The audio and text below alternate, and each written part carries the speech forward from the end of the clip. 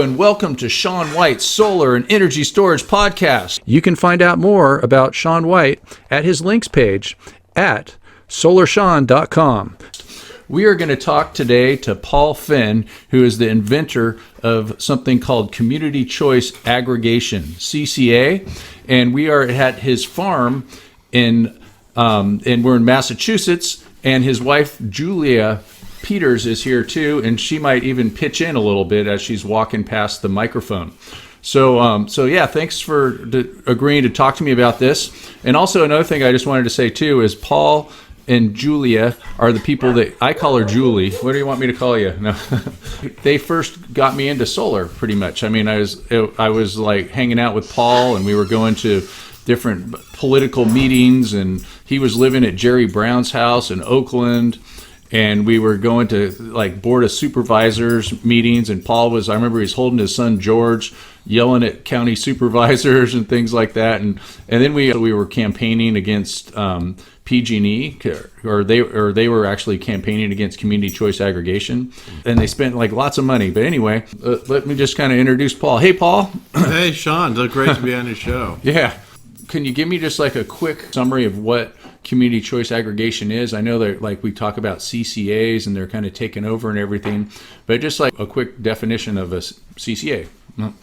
Yeah, CCA, Community Choice Aggregation, is, I like to often explain it as a wireless energy utility. I mean, you get your wireless phone, you're using an independent network of towers and substations that do connect into the old phone system. They use the old fiber lines and the old transmission lines, but they're a freestanding, higher tech structure that's better than the old network. And really, a CCA is a similar principle. You know, the wireless networks were built on federal licensing of cities and rural areas, and those were first with lotteries and then with auctions. This is locally based, so instead of federally based, it's based on municipal governments deciding as communities that they want to combine their buying power, and that's combining the residents, the businesses, in some cases also the large commercial and large industrial businesses, in conjunction with municipal loads, municipal properties, streetlights, etc., into one buying group. Going out to the market to find a better deal, that's sort of number one. To find greener power from the grid, that's number two, because many communities are doing it because they want to reduce their pollution.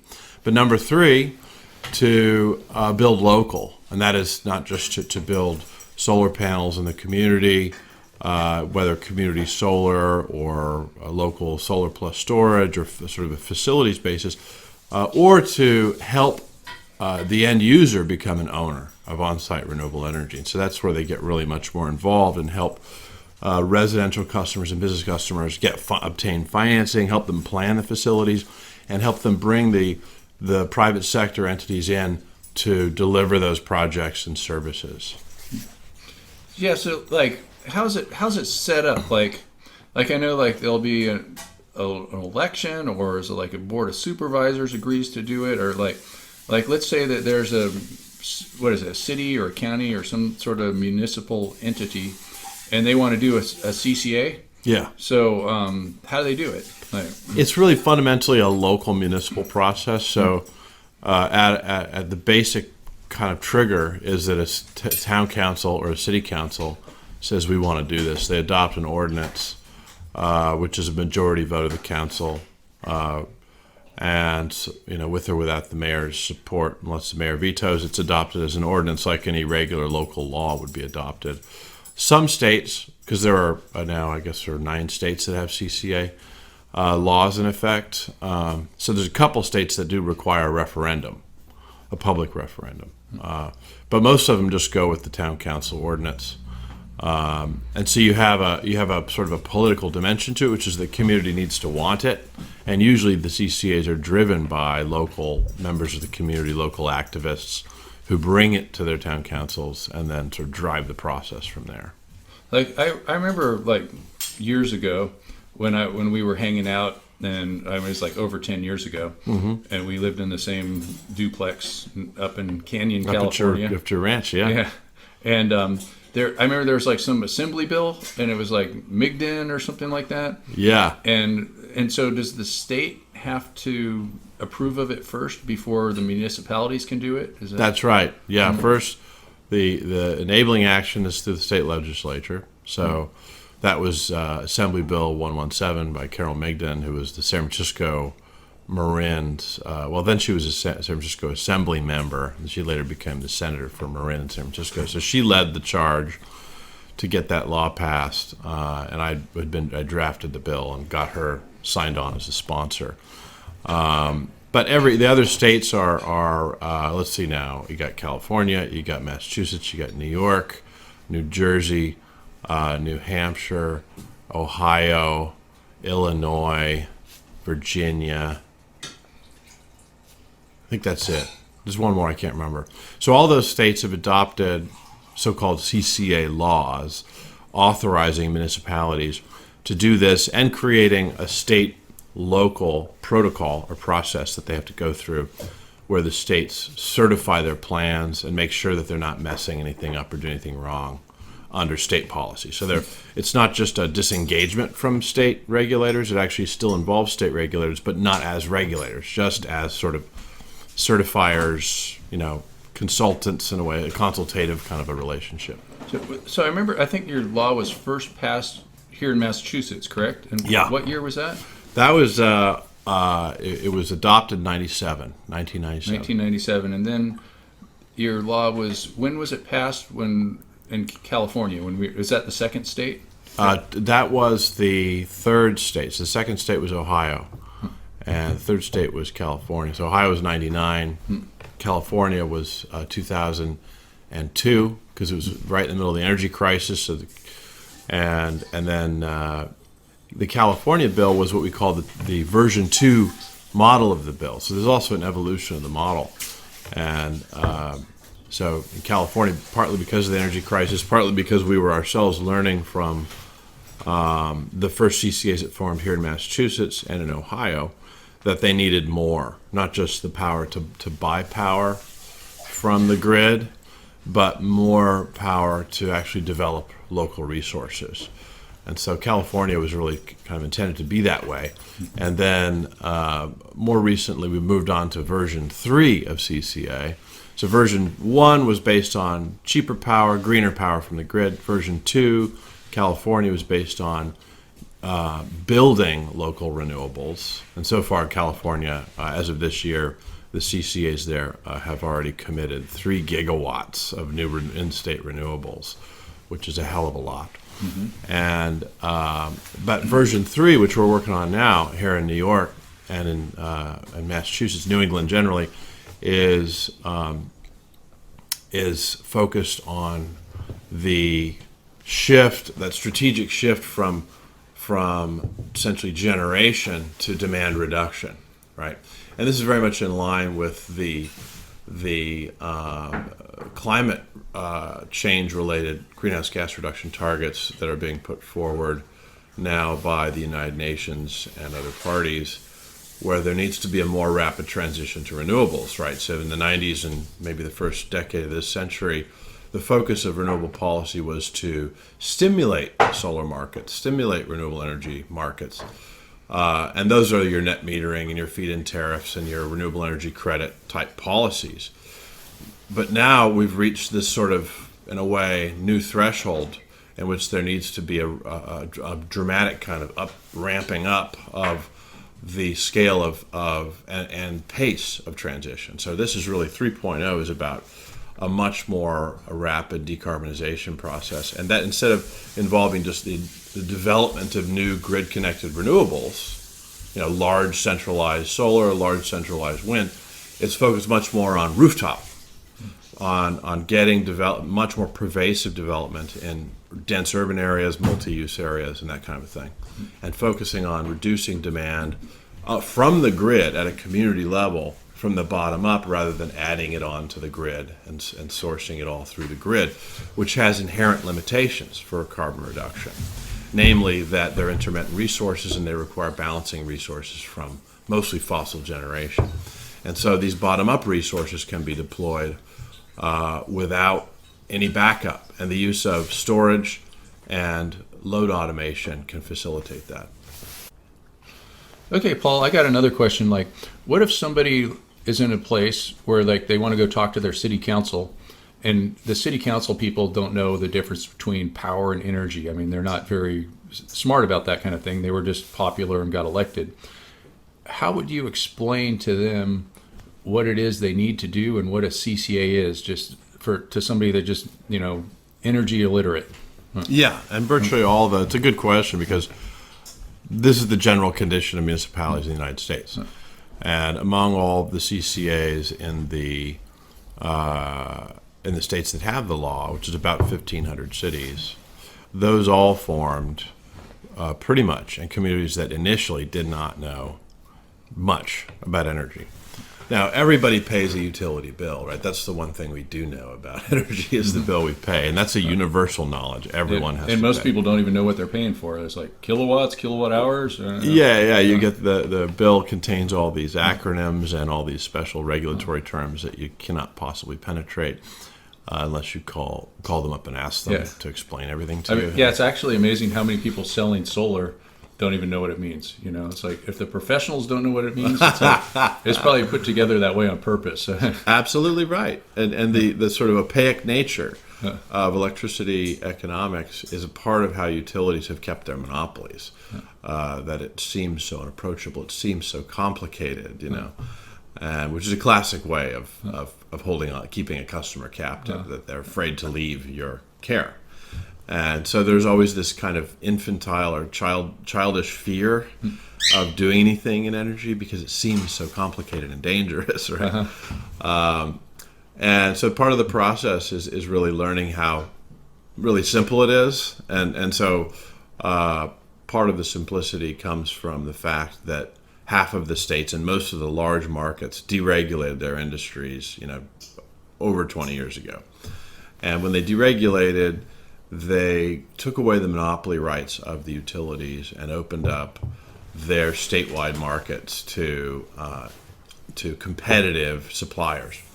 So some of those suppliers are owners of power plants or wind turbine facilities or solar facilities. Those are called wholesalers, and others are retailers, and those are the middlemen who put up the money to buy and sell energy from the wholesalers, so they sort of cover the credit and down payment requirements for buying and selling power and for fixing prices into the future, and taking power from a power plant, which is fluctuating physical thing, to a product, which is a combination of power plants that are coordinated on the grid to work together to provide you with all the power you need all day, all night, based on how much you usually use. And so the market has simplified the ability to choose energy by deregulating. And CCA just creates, Community Choice Aggregation, creates a mechanism for communities to participate in that market, whereas otherwise it's just the large businesses that are participating, so that are getting benefits from it, like the Jack in the Box chain or the football stadium or big government groups of government buildings and that kind of thing. So that's mostly left the small customers out. So the first hook for your local town council members is to say, look, we're not getting any benefits from this. We want to get some benefits, and that's the basic level. Is we can get a better deal if we combine together as a community. We'll get cheaper energy. And so just like Jack in the Box, just like the big boys. And so CCAs have consistently gotten better deals than Jack in the Box, right? Because you get, even if you get 100,000 people, that's a lot of people, and that's a small city, a big town. Even towns of 5, 7, 10,000 people have gotten better deals as CCAs. So you don't have to be a big city. All right, so that's the first easy layer with the local city council member, is we can get a better deal with this. But in some ways, given the times we're in with climate change, the next point, but really not the lesser point, is that we can decarbonize our energy supply. and we can do it much more quickly and dramatically in the kind of way that the United Nations is saying we really need to in the next decade in order to avoid this acceleration of climate change that's happening, the rising oceans and so on. So to set examples in particular, not just to reduce carbon for ourselves, but to show the way for others to do so, right? To create examples. Leadership, political leadership, lead on climate change, climate mobilization, climate emergency. Now you have hundreds of cities around the United States who've declared climate emergency since the United Nations made that announcement in March 2019. So a lot of what we're doing with those communities is the members of communities just say, go to your council and say, we have a path for you to mobilize. You don't have to wait for the Green New Deal in Washington or wait for Bernie Sanders to be elected or AOC to lead the Congress to take over from Pelosi. That might happen in the next 10 years, probably not in the next 5. And it takes time to build climate solutions. We have to start now. And so this is a way of starting now for local communities that are clear in terms of their objectives that they want to act on climate. This, again, it's a second point to your typical town council members who are not so aware of climate change or their responsibility to act on it. But in some ways, the much more profound, important, impactful, significant point is the second point, that we actually have a way to act right now, to mobilize, climate mobilization right now. And like, as far as like how much it costs, or like it costs less, right? I mean, regardless of climate change or not, it's like doing this, you're saving money, right? Isn't it? That's the thing. When's the last time you got to save the world and save money doing it? Right? It's the National Green New Deal will raise taxes to pay for all this stuff. And that's part of the reason a lot of people don't like it. They don't want to have to pay for this. Well, under our regime with Community Choice Aggregation, there is no need to pay a premium. And this may be hard to believe, but solar's cheap. Yeah. Solar is very cheap. And so, in a sense, it's a kind of the economics of energy. I'm sure you would appreciate this based on your work in solar. Are very distorted by the utilities' position in the middle of the supply chain, and a protected position, which is what they call regulated, but essentially is protected, financially protected. And so they're always adding all these costs onto renewable resources when they come through, particularly solar, particularly intermittent resources that the customer owns. They put caps on the interconnect for net energy metering or for feed-in tariffs or virtual net metering, any kind of tariff that is needed from them, they cap and limit and restrict. They place charges on customers in some states that have solar. They have sometimes monthly minimum bills, and all these triggers and mechanisms to sort of economically harm solar, to limit how much people are doing it, because they regard it as a threat to them. But CCA, one of its great opportunities is that it gets out of the utility sandbox in terms of resource planning. So the utility is no longer buying the power for the community. It's out of the power piece completely. And now that is all being supplied by competitive suppliers through a local competitive bidding process. And so as a result of that, there's a lot more control over how the procurement is planned. In other words, things like load reform can be accomplished, right? So when you buy energy, part of the cost of the energy, it's all a regulatory formula, what you're paying, that end, 12 cents a kilowatt hour, 15 cents, whatever it is, depending on the utility you're in, doesn't just reflect, like buying gasoline where you buy a certain volume of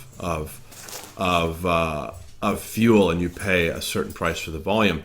It's a formula that combines the volume, which is kilowatt hours, how many hours of how much energy you require, with the maximum requirement that you ever require. So you have a winter peak day where you have the most use of electricity when it's cold, and you have a summer peak day when the most electricity used when it's hot, and that sets your rate for everything you buy. And so that formula can be reformed.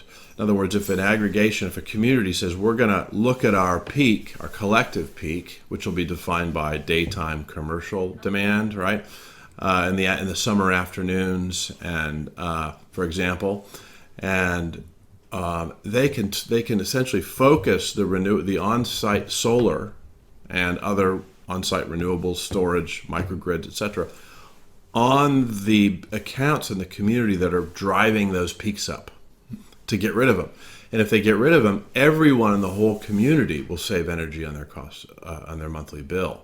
The per unit cost drops. That's called the so-called capacity charge or capacity tag, and it's essentially an extra fee, or it's a fee that determines the price.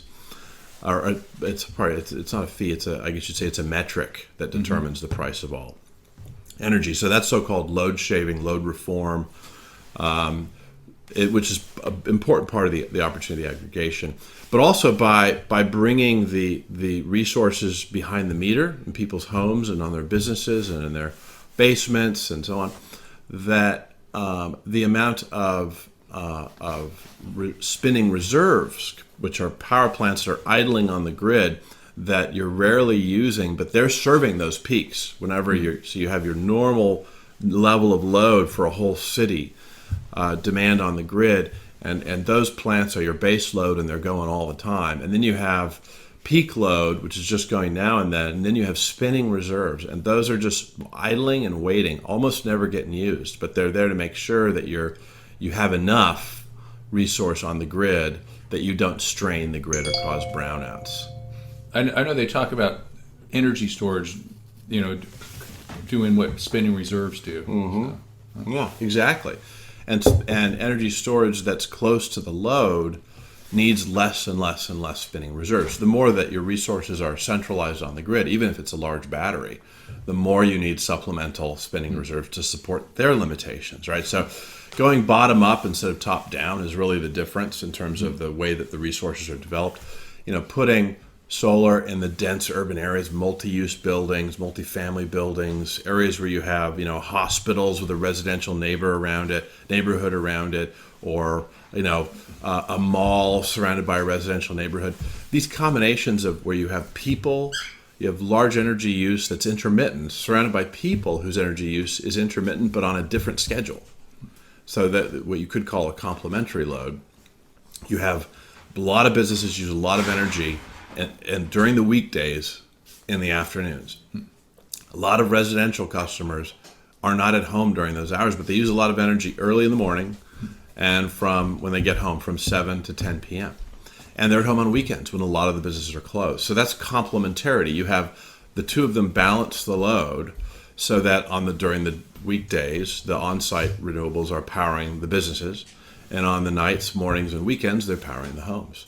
And so it's really an opportunity to geospatially develop resources to serve concentrations of people that have diverse energy use patterns, and to use the ability to plan that, which municipalities really specialize in, right? Planning, to reduce the amount of need that community has on the grid, bringing power in from the outside, and then all the carbon attached to that grid power. Mm-hmm. So, Paul, I was also thinking that with the CCA, typically what happens is it's an opt-in thing. So, like when a CCA comes to your neighborhood or your municipality, it's like you're automatically enrolled. Is from what I remember from when we were hanging out. It was over a decade ago, and that's probably usually how it is. I'm not sure. Like, I guess a different state could adopt it differently or something. And then you opt in, but then some people will opt out because they like a monopoly because it makes them feel comfortable. They're used to it. And maybe it reminds them of their childhood when they were playing Monopoly. They like the little man with the hat. Yeah. Cute little Monopoly. It was a fun game. Right? Yeah. You're rolling dice and everything. And so you can opt in, you can opt out. And then there's so many different programs and utilities, and you're in different places and different CCAs, and some of them I've heard have benefits for energy storage, and some of them don't. And so like different net metering, it can be kind of confusing. And so like say there's solar installers and they're trying to sell a solar system, and the customer might even say, should I be in the CCA or should I stick with the monopoly? And what do you do there? What do you tell people? Yeah, the customer, as you say, goes through an automatic enrollment. They're given notices in 2 to 4 consecutive monthly bill inserts that say, inform them of the facts, show them the information on the comparison of the new service to the old service in terms of rate, in terms of renewable energy content, and then an articulation of the other ownership options or so-called equity options that many CCAs increasingly are offering, and that's where the solar comes in, right? So for a customer who already owns a photovoltaic array, most CCAs are offering them advantageous terms, such as cumulative bill credits, right, that have no sunset. And so they tend to try to be a little bit better than the utility for people that already have solar systems, so they don't drive them away. They want to support solar. For customers that want to purchase solar, the installers that or developers that are seeking to serve them, the CCA becomes essentially a kind of support infrastructure to bring them together. So part of the mechanism of CCA is to create a clearer pathway for installers and developers to reach more customers, because right now that's one of the premises really is of the whole policy is to try to go beyond the horizon of market penetration that's occurring under net energy metering and other utility tariffs, which, as I said before, were essentially first phase policies to stimulate the market, not final phase policies to like finish the transition to renewables. So the CCAs are really forming to go to the next level, right? As far as how many systems are going to get solar, how many consumers are going to buy solar. They're looking to unlock the whole market. And so then instead of trying to just sell as installers and developers are selling today through essentially door-to-door knocking, which is just, in a way, if you think about it, outrageous method of marketing, that you would send people walking door to door. I mean, it's pretty desperate. And it reflects a total lack of market penetration that you have to do that. You can't reach the customer. You have to go walking door to door, like a used, vacuum cleaner. I know we better be careful. There might be some listeners here that are in between doors. Of course, right now. everyone has to do that, but it's like the industry should recognize that it's being forced to desperate measures to reach customers because there's something in the way. To quote Nirvana, there is something in the way. It's called the utility, and so the CCA is trying to get the utility out of the way and to open the door, because the CCA specifically, under these laws, is allowed to receive essentially all the data on energy use. So because the customers are transferring over to the CCA, it can then protect confidentiality of the data, but help to make customers eligible to receive offers from solar installers and to receive assistance with some of the marginal costs of solar installations, right, such as financing. To protect the terms of the solar, to make sure that the customers benefit more, so that there's less cutthroat competition, less, a lot of the energy marketing industry of the past 20 years has been full of fraud, right? There's a lot of misrepresentation of benefits, and that's become a real problem, that deregulated markets don't have enough sort of tracking of the accuracy of the promises and the honesty of the contracts being offered. So to create a safer zone for solar, and so it's really trying to open up the market, times 10 or times 50 for how many people are eligible to and are essentially prepared and assisted so that they are prepared to sign agreements for solar. So it really is opening up the market by creating a safer zone that isn't just this no man's land between the utility and the regulator, which essentially defines the current market. So we're talking here with Paul Fenn, and he's the inventor of Community Choice Aggregation, also known as CCA, and the CCAs are taking over the world. Give me some stats on that, like how many CCAs are in California? You were telling about future projections on CCAs in different states too. Okay. I remember like back in the day, I think the number was 49. There was like 49 CCAs or something like that. Right, yeah. You have good memory, Sean. It's grown a lot since 2005, whenever that was. Particularly, it's grown in the last 10 years and even more in the last 5 years. So there's a big growth curve.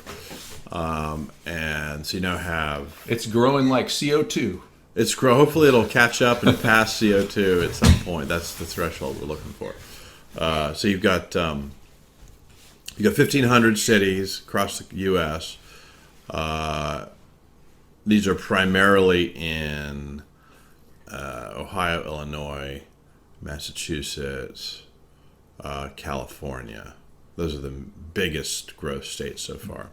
New York adopted CCA in 2015 and is rapidly growing. California went from one CCA, 5 years ago, to 18 counties serving 10 million Californians. So, and they're projected to go to 85% of all California investor and utility customers by 2021. So that will be 25 million California, something like that, Californians. Wow. Mm-hmm. New York City is now seriously discussing CCA, the 5 boroughs. But you've got half of Illinois, half of Ohio, and so you end up with around, my guess today is around 25 million Americans that are under CCA service. So it's not a new thing anymore. It's that makes it approximately 10% of the United States. But it was just 5 years ago, it was 0.5% or something. So it's growing really fast. New York is just getting started. There's Westchester, New York, which is a county in the suburbs of New York City, formed the first CCA in New York. There are 150 CCAs in Massachusetts, which is just over half of the state, including Boston and Worcester, which are both now launching CCA programs, so that'll push it way over half. The states of New Hampshire just adopted CCA a few months ago. Governor Sununu signed the bill. Virginia now has CCA, and you've got bills in a number of other states. So it's poised to go to, I would say, a third of the United States in the next half decade or something. Awesome. I was also thinking about so do you have a total of how much utilities have spent against CCAs to campaign against it? I don't, but mostly because in most states the utilities have not fought CCA. They were just in the beginning. There was that big fight. There was a big fight, yeah, and the utilities certainly fight over certain resources. And particularly, they like to control the resources that customers pay on their bill. These are the so-called surcharges that appear on people's bills, like the energy efficiency surcharge funds, public goods charges that you see, a PGC charge. These are funds that the state regulators have mandated that they collect and spend on various public benefits. And that has become their phase 2 protection racket, is control those funds. Because not only do they control the expenditure, and which they use to market themselves to make themselves look green. Oh, PG&E has spent $100 million this year on energy efficiency, and it's on the radio. They don't mention that it's your money that they're spending, number one, and that the benefits of those expenditures not disclosed. Lo and behold, under examination of the regulator, if you're involved in those processes, they're wasting that money, systematically wasting that money. So they're announcing with pride how much money they spent, not mentioning that they actually burned it. They're forced to do it. Right? They're forced to do it, and they burned it. And so the benefits are negligible in most cases, but they also receive a return on investment based upon how much of the funding they spent, so-called incentive payments, and that can run into hundreds of millions of dollars a year in incentive payments out of the funds that the utilities shareholders directly receive as incentives to implement energy efficiency. So you have a real protection racket around those funds, and they want to protect those funds. And many of the CCA laws allow communities to apply to the regulator to directly control the funds that their ratepayers are paying, so that their ratepayers will benefit from the funds, and also to spend them more wisely and get better impacts, more efficiency gain, not just money spent. And so that's caused a secondary conflict where the utilities are fighting it. But it's hard to put a number on that, because those activities are essentially fall under the routine lobbying and lawyering activities of the utility, which are extensive. Like PG&E has 100 full-time lawyers and 400 contract lawyers. 100 full-time. I wonder how much that costs. Full-time lawyers. Yeah, these are $500, $600, $700 an hour lawyers. We should do some math on that one. It's painful to consider, but it is what you get with this sort of what you call pretty much we're just paying for lawyers. Communist capitalist. Yeah, that's what makes it capitalist is that there are lawyers. Yeah. It's terrible. We should just do what Shakespeare said about that. But yeah, first kill all the lawyers. So I was thinking also though, even with CCA, you're not getting rid of the utility. You're not getting rid of PG&E.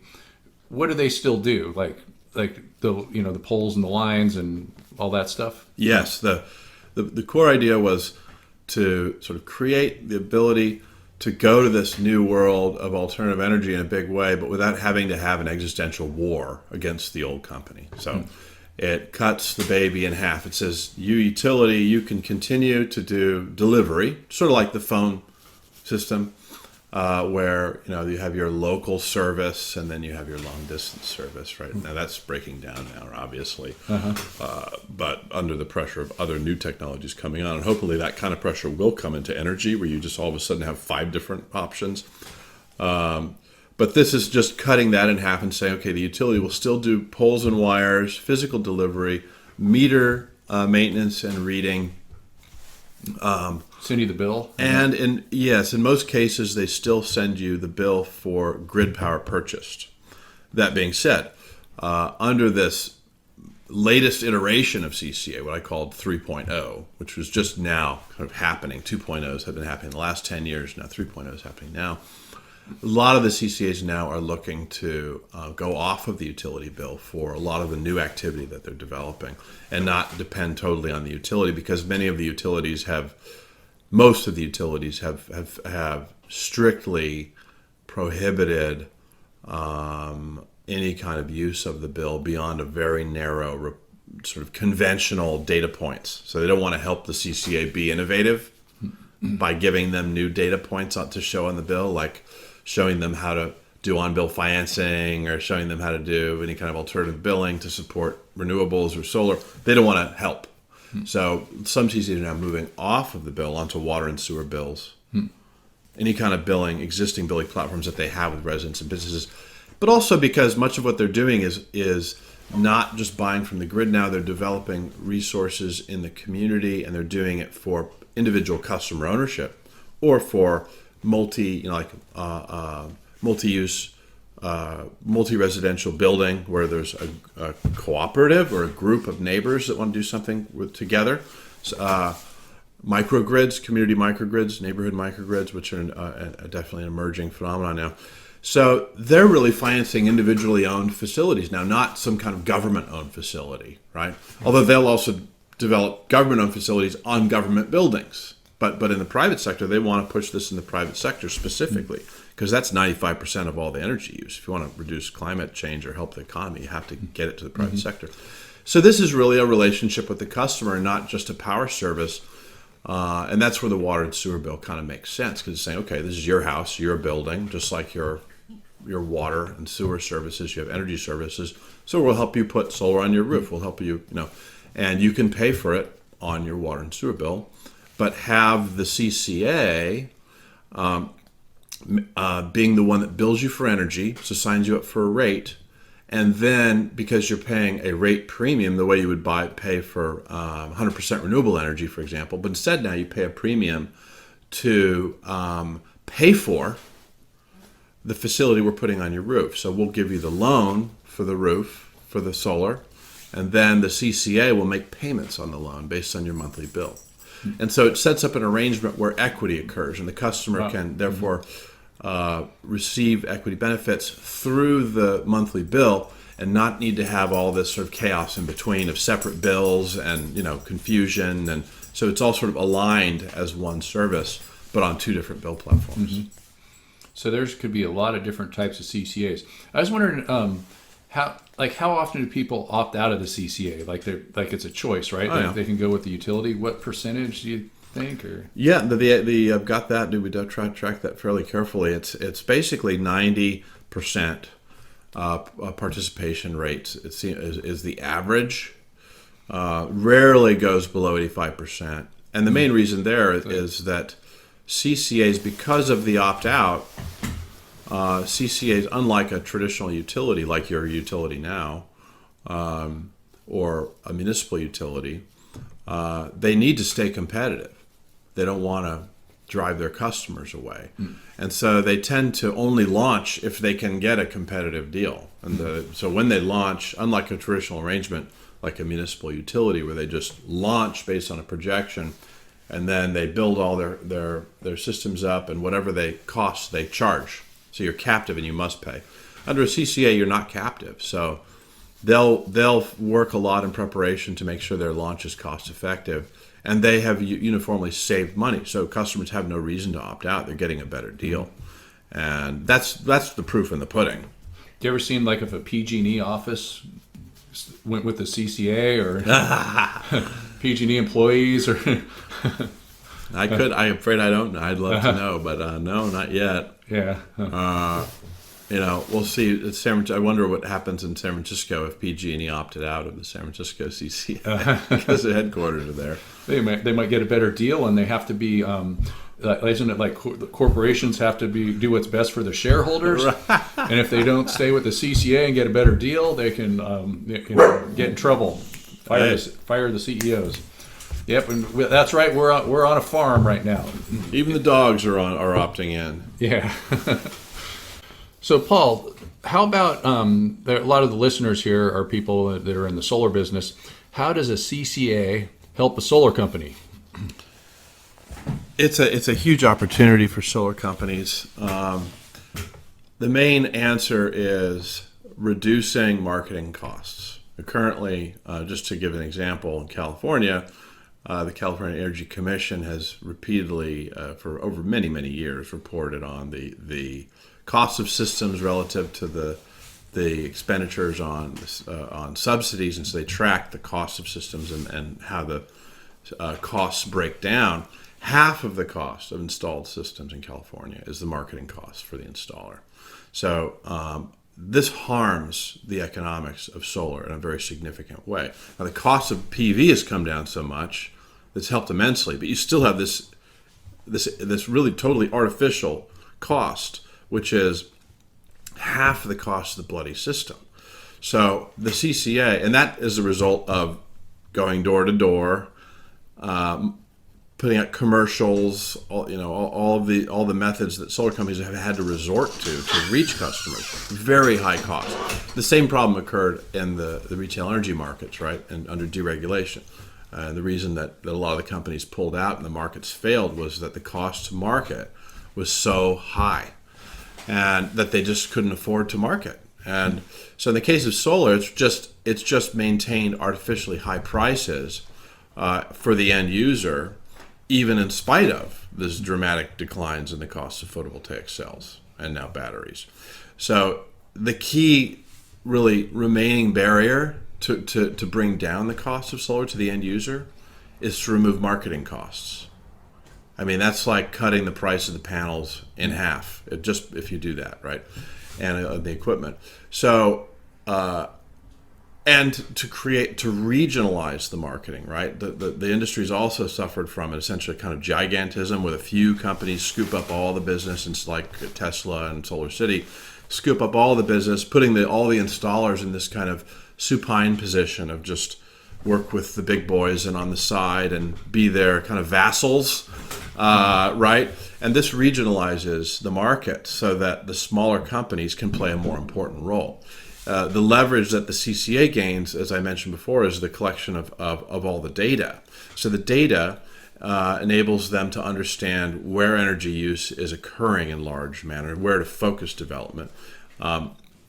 And the communication platform of the monthly bill, whether it's the water and sewer bill, the utility bill, the tax bill, direct mail for public communication. Municipalities regularly communicate with residents and businesses, and so they have that existing platform that the CCA can use at little to no cost for a constant presence to engage customers in solar ownership. So that's unlocking local regional markets for a much greater number. It's got data attached to it so that you don't have to go to someone's house and get them to sign a data release permission form in order to conduct an audit and determine whether or not the economics are any good. The geocoding of the data allows for the rooftop analysis to occur in advance. And so you just have a lot of the pre-audit costs that, again, part of the marketing costs, which is going to a house, spending money and time and analysis on a customer before you know, number one, whether they're interested at all, number two, whether their roof is adequate to receive it, number three, whether their bill is adequate for a good return on investment. These are all knowable in advance under a CCA before you even go to the house, before you call them or contact them in any way. So highly targeted push campaigning as opposed to this zero targeting, blind wandering around business model is an opportunity to virtually eliminate the marketing cost of solar. Mm-hmm. So drop the price in California in half, which is just, think about it. I mean, but what that would do to the market if all of a sudden the cost of solar was cut in half. Not by cheaper panels from China, but by a smarter planning process with an actively interested agent, namely the community. And then the ability of these smaller companies to regionalize and focus on this county or these counties and not just sporadically chasing whoever will sign up for solar. So reduce cost of the company, better, I would say better company building opportunities as far as building up a regional power rather than just being a vassal to a giant financing company, which is pretty much what's going on right now. Mm-hmm. Yeah. Hello, and thank you for listening to Shawn White's Solar and Energy Storage Podcast. And you have been listening to part one of Shawn White interviewing Paul Fenn, the inventor of CCA, Community Choice Aggregation. The next podcast after this one will be part two. You can find out more about Shawn White at his links page at solarshawn.com. Thanks for listening. Woo!